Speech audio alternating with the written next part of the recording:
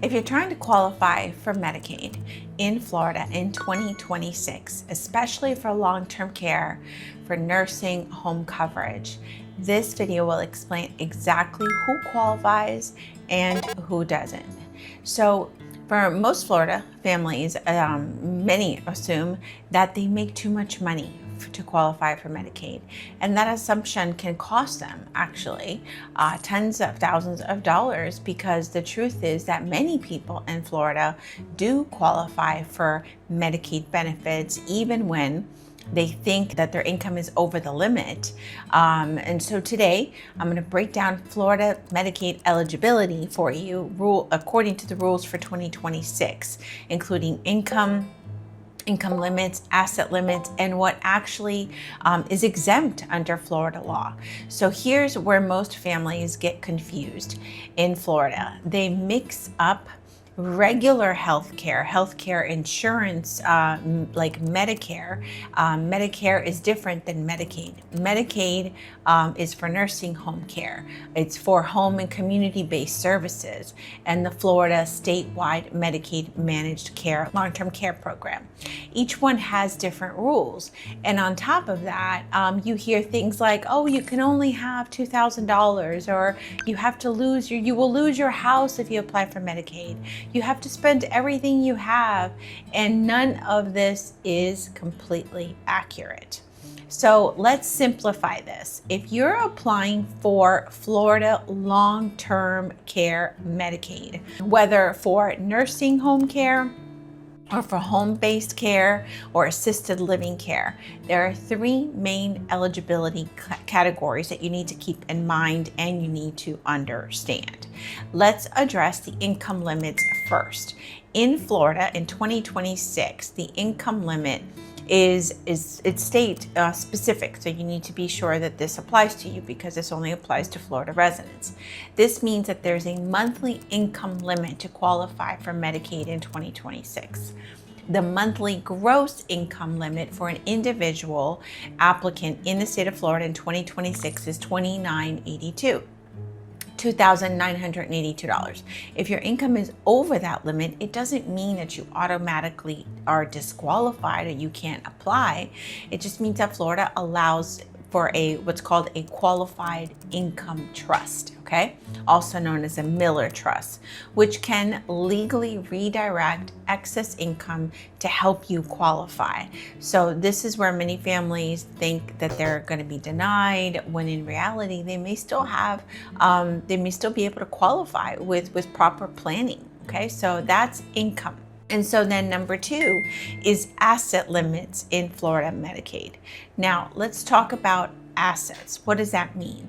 For a single individual applying for Florida long-term care Medicaid, that means that the asset limit is set generally at $2,000 in countable resources, okay? Cash, mostly. But there's where most people don't realize that not everything counts, right? And so Florida Medicaid does not count your primary Florida homestead property if within the equity limit and you have the intent to return to that existing home. You don't count one vehicle. You don't count personal belongings. You don't count certain burial arrangements, right? So some life insurance policies, depending on the type and value, if you're married and you only have and only one spouse is applying, Florida law protects that community spouse, which is what it's called, which is what the person who's not applying for Medicaid is called. That spouse at home is allowed to keep a protected amount of assets, which is called Community Spouse Resource Allowance, a protected level of income. And so no Medicaid, they're not applying for Medicaid, but Medicaid doesn't automatically mean that the healthy spouse becomes, indigent. It doesn't mean that. So they can keep a certain amount of assets and still you, the applicant, would be able to qualify. Number three, what is a level of care that's needed? The third requirement in Florida Medicaid is medical necessity. Why do you need Medicaid?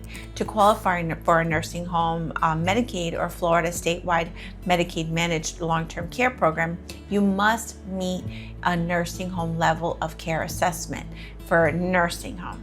This means that the applicant must demonstrate that they need assistance in the activities of daily living.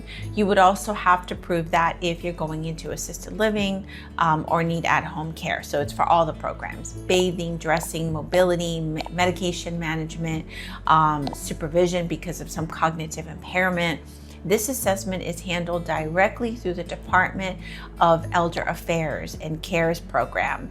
Income alone does not qualify or disqualify someone. Assets alone don't qualify or disqualify someone, and there must be a medical need. So when families understand these three categories: income, assets, and level of care, they can stop panicking, because qualifying for Florida Medicaid is not about being destitute. It's about understanding the structure of the law. And when structured correctly, many Florida residents qualify without losing everything that they've worked for. So if you live in Florida and you're wondering whether you or your loved one qualifies for Medicaid in 2026, do not assume you're over the limit. Income can often be structured. Assets can sometimes not always, be protected.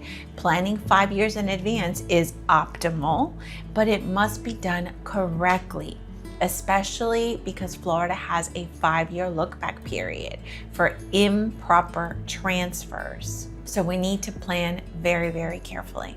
In the next video in this series, I'm going to explain what happens when you're over the income limit in Florida in 2026, and the legal strategies that Florida families can use to become eligible without violating the 5-year look-back period, the 5-year look-back rule. So if you're concerned about being just slightly over that limit, the next video is critical, and we're going to link it right here for you. We'll see you on the next video.